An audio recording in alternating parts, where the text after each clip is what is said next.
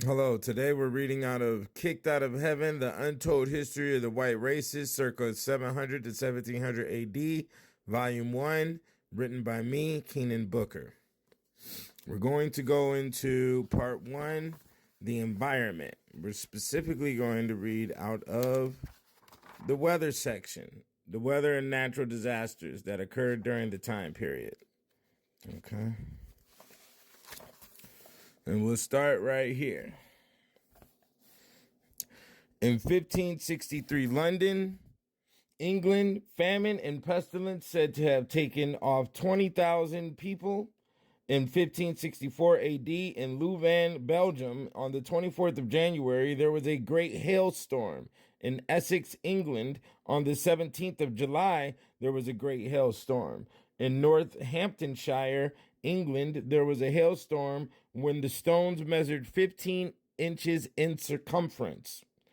On the 1st of November in 1581, in Kent, England, and the marshes of Essex, there was a sore plague of strange mice suddenly covering the earth and gnawing the grass roots. This poisoned all the field herbage, and for it raised the plague of murrain among cattle grazing on it. No wit nor art of man could destroy the mice till another strange flight of owls came and killed them all. In 1582 AD to 1589, Ireland, there was a great famine in Ireland that was caused not by the weather, but by the actions of man. During the war in Ireland between Earl of Desmond and Queen Elizabeth I, the English used scorched earth warfare on Ireland and its people. This resulted in a very great famine. In April of 1582, the Provost Marshal of Munster, Sir Warham St. Ledger, estimated that 30,000 people had died of famine in the previous 6 months. People continued to die of famine and plague long after the war had ended, and it estimated that by 1589, 1/3 of the province's population had died.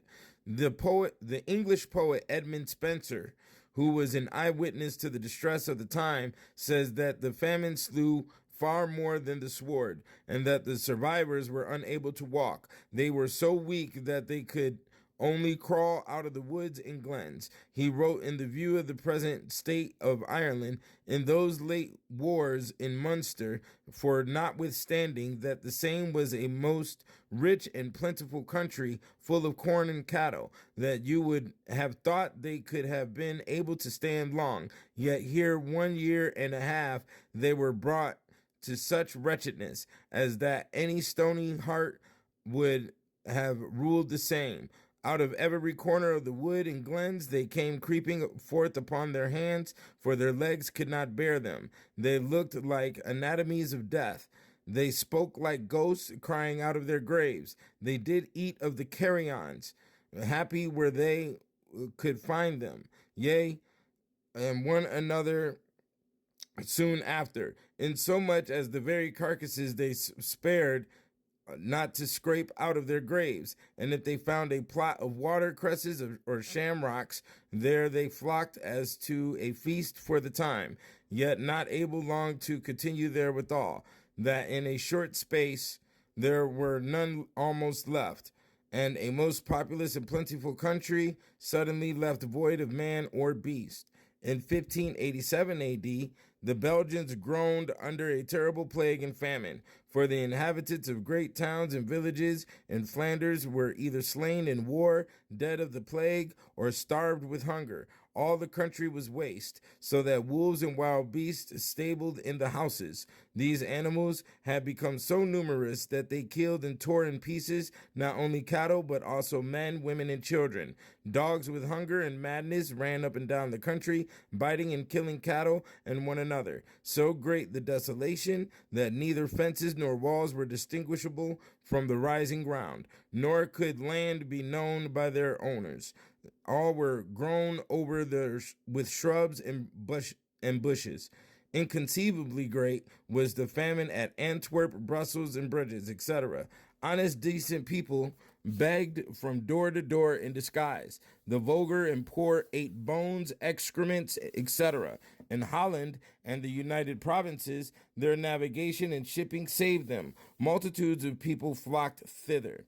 In 1600 AD to 1602, Russia, one of the earliest famines in Russia of which there is any definite record was that of 1600, which continued for 3 years, with a death toll of 500,000 peasants.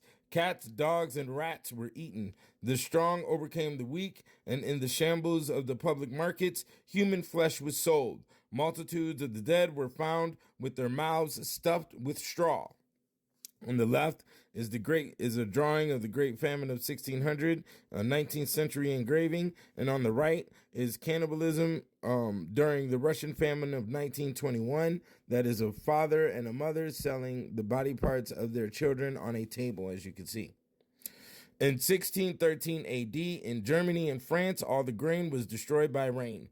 On the 25th of June in 1613, with a terrible thunderstorm with rain and hail struck Rouen, France. It was felt over a distance of 15 miles, including Le Bois and Darnetal, France.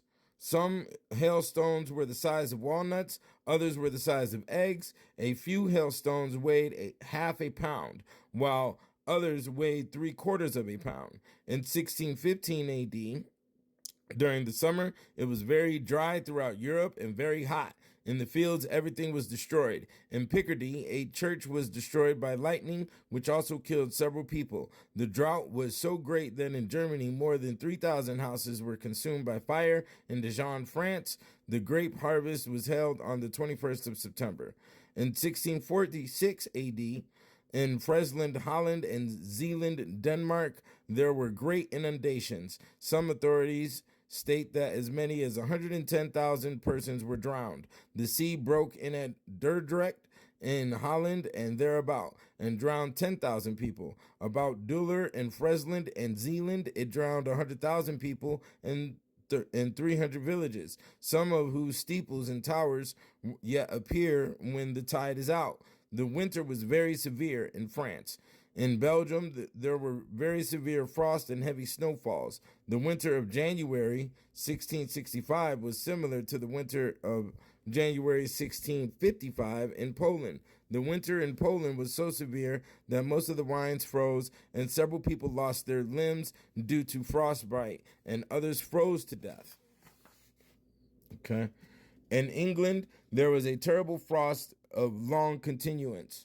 Many forest trees split in the severe frost of 1683 to 84, not only oaks but elms and ash of considerable bulk, and also walnut trees were very much rent by the violence of the cold. Oaks were most of all affected, and some split in such a manner as to be seen through, with a noise like the report of a gun. These clefts were not towards the same point of the compass. All right. In the first volume of the Kicked Out of Heaven series, in the first chapter, we go over the natural disasters. The most important thing to mention here is right here.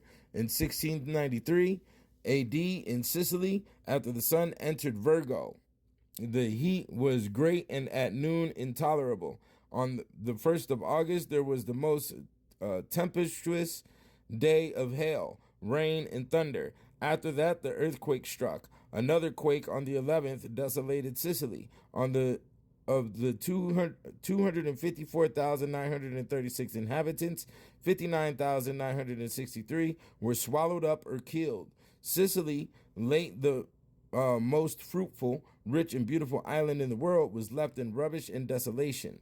The Little Ice Age, which occurred from 1300 to 1700, has been conventionally defined as a period extending from the 16th to 19th centuries, or alternatively from about 1300 to about 1850. Okay, so this is basically yesterday. And there are more and more reports of all the natural disasters that occurred during that time. And then we go into the living conditions. This is to show what has occurred in history and what could possibly occur again, and what made Europeans leave Europe and come to America. Thank you.